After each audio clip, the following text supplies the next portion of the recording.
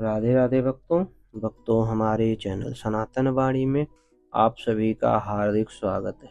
भक्तों, श्री श्री चैतन्य चरितावली की कथा में आज हम आपके लिए लेकर आए हैं श्री जगन्नाथ जी की रथ यात्रा की कथा। गुंडिचा उद्यान के मार्जन के दूसरे दिन नेत्रोत्सव था। महाप्रभु अपने सभी भक्तों को साथ लेकर जगन्नाथ जी के दर्शन के लिए गए। 15 दिनों के अनवसर के अनंतर आज प्रभु के दर्शन हुए हैं।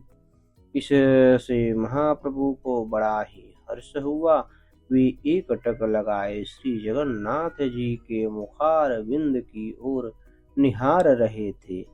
उनकी दोनों आंखों में से अश्रुओं की 2 धाराएं बह रही थीं।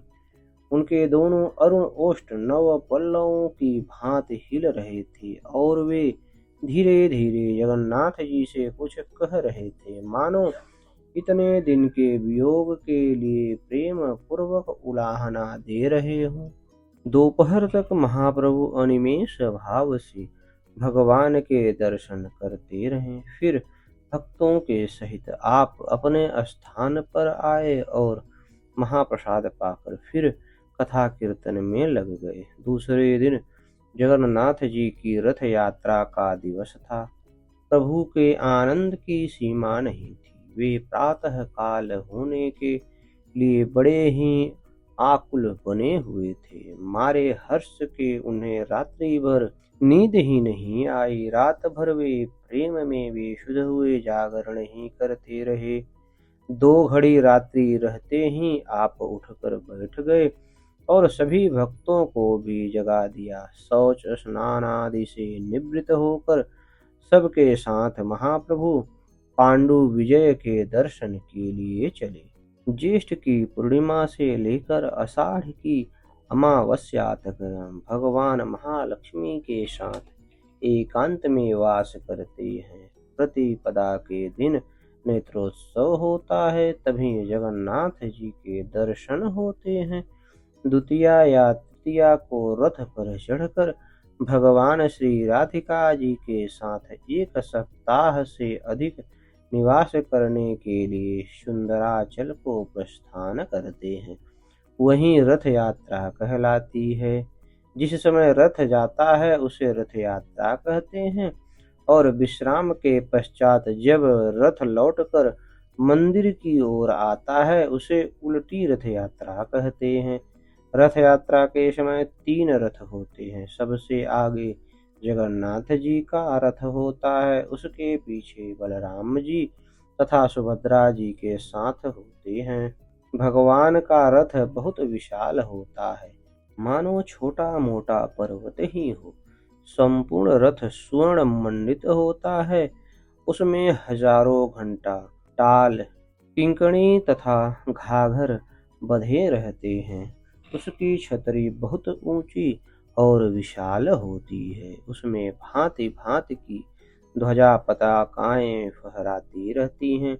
वह एक छोटे मोटे नगर के ही समान होता है। सैकड़ों आदमी उसमें खड़े हो सकते हैं। चारों ओर बड़े बड़े शीशे लटकते रहते हैं। सैकड़ों मनुष्य स्वच्छ सफेद चंवरों को डुलाते रहते हैं। उसके चदमे मूल्यवान रेशमी वस्त्रों के होते हैं तथा संपूर्ण रथ विविध प्रकार के चित्रपटों से बहुत ही अच्छी तरह से सजाया जाता है। उसमें आगे बहुत से लंबे और मजबूत रस्से बंधे होते हैं, जिन्हें मनुष्य ही खींचते हैं। भगवान के रथ को गुंडिचा भवन तक मनुष्य ही खींच कर ले जाते हैं। उस समय का दृश्य बड़ा ही अपूर्व होता है। प्रातः काल रथ सिंह द्वार पर खड़ा होता है। उसमें दैत्यागण भगवान को लाकर पधारते हैं। जिस समय सिंहासन से उठाकर भगवान रथ में पधराए जाते हैं उसे ही पांडु विजय कहते हैं। दैत्य जगन्नाथ जी के सेवक होते हैं। दैत्य वैसे तो एक निम्न श्रेणी की जाति है, किंतु भगवान की सेवा के अधिकारी होने के कारण सभी लोग उनका विशेष सम्मान करते हैं। उनमें दो श्रेणी है, साधारण दैता तो शूद्र तुल्य ही होते हैं, किंतु उनमें जो ब्राह्मण होते हैं वे दैतापति कहलाते हैं। अनवसर के दिनों में वे ही भगवान को बाल भोग में मिष्ठान अर्पण करते हैं और भगवान की तबीयत खराब बताकर औषधि भी अर्पण करते हैं। स्नान दिन से लेकर रथ के लौटने के दिन तक उनका श्री जगन्नाथ जी की सेवा में विशेष अधिकार होता है। वे ही किसी प्रकार ऋषियों द्वारा भगवान को सिंहासन से रथ पर पधराते हैं। उस समय कटक के महाराज वहां स्वयं उपस्थित रहते हैं। महाप्रभु अपने भक्तों के सहित पांडु विजय के दर्शन के लिए पहुंचे। महाराज प्रभु के दर्शन की अच्छी व्यवस्था कर दी थी, इसीलिए प्रभु ने भली भांति सुविधा पूर्वक भगवान के दर्शन किए। दर्शन के अनंतर अब रथ चलने के लिए तैयार हुआ। भारतवर्ष के विभिन्न प्रांतों के लाखों नर नारी रथ यात्रा देखने के लिए उपस्थित थे। चारों ओर गगनभेदी जय ध्वनि ही सुनाई देती थी। भगवान के रथ पर विराजमान होने के अनंतर महाराज प्रताप रुद्र जी ने स्वर्ण की बुहारी से पथ को परिकृष्ट किया और अपने हाथ से चंदन मिश्रित जल छिड़का। असंख्यों इंद्र, मनु, प्रजापति तथा ब्रह्मा जिनकी सेवा में सदा उपस्थित रहते हैं, उनकी यदि नीच सेवा को करके महाराज अपने यश और प्रताप को बढ़ाते हैं तो इसमें कौन सी आश्चर्य की बात है। उनके सामने राजा महाराजाओं की तो बात ही क्या है। ब्रह्मा जी भी एक साधारण जीव हैं। मान सम्मान के सहित उनकी सेवा कोई कर ही क्या सकता है, क्योंकि संसार भर की सभी प्रतिष्ठा उनके सामने तुच्छ से भी तुच्छ है। मान, प्रतिष्ठा, कीर्ति और यश के वे ही उद्गम स्थान है। ऐश्वर्य से, पदार्थों से तथा अन्य प्रकार की वस्तुओं से कोई उनकी पूजा कर ही कैसे सकता है। वे तो केवल भाव के भूखे हैं।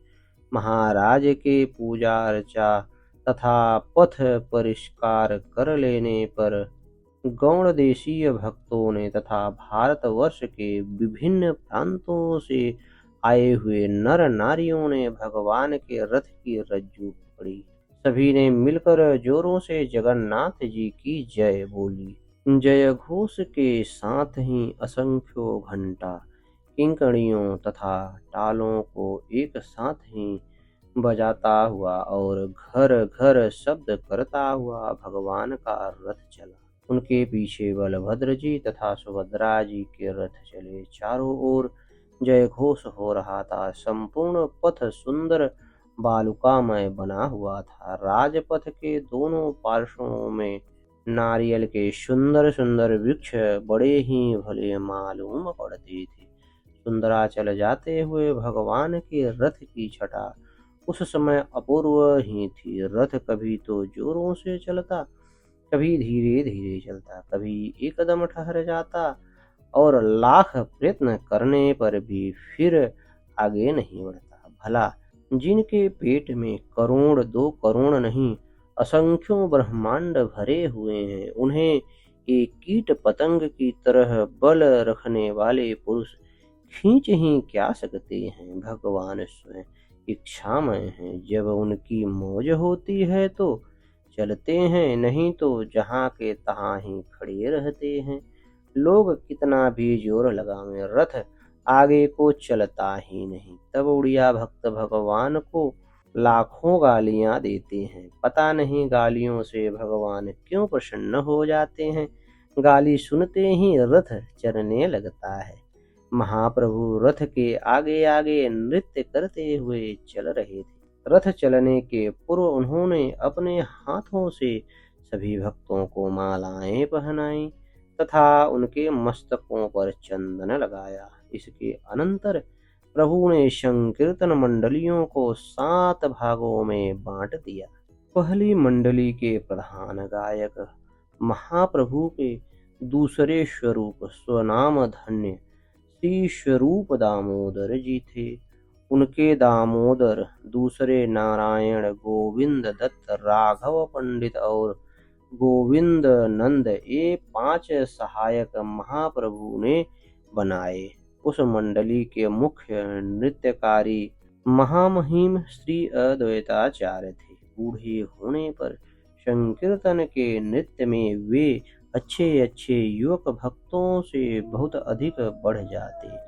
उनका नृत्य बड़ा ही मधुर होता और वे अपने श्वेत बालों को हिलाते हुए मंडली के आगे आगे श्री शंकर जी का सा तांडव नृत्य करते जाते। दूसरी मंडली के प्रधान गायक थे श्रीवास पंडित। उनका शरीर स्थूल था, चेहरे पर से रोब टपकता था और वाणी में गंभीरता तथा सरसता थी। वे हाथ में मजीरा लिए हुए सिंह के समान खड़े थे। महाप्रभु ने उनके गंगादास, हरिदास, दूसरे श्रीमान पंडित शुभानंद और श्री राम पंडित ये 5 सहायक बनाए। उस मंडल के प्रधान नर्तक थे श्रीपाद नित्यानंद जी। अवधूत नित्यानंद जी अपने लंबे इकहरे शरीर से नृत्य करते हुए बड़े ही भले मालूम पड़ते थे। कासाय वस्त्र को ऊपर उठा कर वे मधुर नृत्य कर रहे थे। तीसरे मंडली के प्रधान गायक थे गंधर्वावतार श्री मुकुंद दत्त पंडित। उनके सहायक थे वासुदेव, गोपीनाथ, मुरारी गुप्त, श्रीकांत और वल्लभ सेन। इस मंडली में महामहिम महात्मा हरिदास जी प्रधान नृत्यकारी थे। वे अपनी छोटी सी दाढ़ी को हिलाते हुए कूद कूद कर मनोहर नृत्य कर रहे थे। उनका गोल गोल स्थूल शरीर नृत्य में गेंद की भांति उछल रहा था। वे सिर हिलाकर हरि हरि कहते जाते थे। चौथी मंडली के प्रधान गायक थे श्री गोविंद घोष, हरिदास, विष्णुदास, दाघव, माधव और वासुदेव इनके सहायक थे। इस मंडली को नृत्य से टेढ़ी बनाने वाले श्री वक्रेश्वर पंडित थे। उनका नृत्य तो अपूर्व ही होता था। वे नृत्य करते करते जमीन में लोट पोट हो जाते। इस प्रकार 4 मंडलियों का तो महाप्रभु ने उसी समय में संगठन किया। 3 मंडलियां पहले से ही बनी हुई थीं। एक तो कुलीन ग्राम की मंडली थी जिसके प्रधान गायक थे रामानंद जी और वे सत्यराव जी के सहित नृत्य भी करते थे। उनके सहायक कुलीन ग्रामवासी सभी भक्त थे। दूसरी शांतिपुर की एक मंडली थी जिसके प्रधान थे श्री अद्वैताचार्य, स्वनाम धन्य पुत्र श्री अच्युतानंद जी। वे ही उसमें नृत्यकारी भी थे और शांतिपुर के सभी भक्त उनके सहायक थे। तीसरे संप्रदाय के प्रधान गायक और नर्तक थे श्री नरहरि और रघुनंदन। खंडवासी सभी उनके अनुगत थे। इस प्रकार 7 संप्रदायों का सम्मिलित संकीर्तन हो रहा था। 4 मंडलियां तो भगवान के रथ के आगे आगे संकीर्तन कर रही थीं, एक दाईं ओर, एक बाईं ओर और एक रथ के पीछे पीछे अपनी तुमुल ध्वनि से रथ को आगे बढ़ाने में सहायक हो रही थी। 7 संप्रदायों में साथ ही 14 ढोल बजने लगे। असंख्यों मजीरों की मीठी मीठी ध्वनि उन ढोल करतालों की ध्वनि में मिल मिल कर एक प्रकार का विचित्र रस पैदा करने लगी। ढोल बजाने वाले भक्त ढोल को बजाते बजाते दुहरे हो जाते थे। उनके पैर पृथ्वी पर टिके रहते और ढोलों को बजाते बजाते पीछे की ओर झुक जाते। नृत्य करने वाले भक्त उछल उछल कर, कूद कूद कर, भावों को दिखा दिखा कर भांति भांति से नृत्य करने लगे। महाप्रभु सभी मंडलियों में नृत्य करते। वे बात की बात में एक मंडली से दूसरी मंडली में आ जाते और वहां नृत्य करने लगते। वे किस समय दूसरी मंडली में जाकर नृत्य करने लगे इसका किसी को भी पता नहीं होता। सभी समझते महाप्रभु हमारी ही मंडली में नृत्य कर रहे हैं। यात्रीगण आश्चर्य के सहित प्रभु के नृत्य को देखते। जो भी देखता वहीं देखता का देखता ही रह जाता।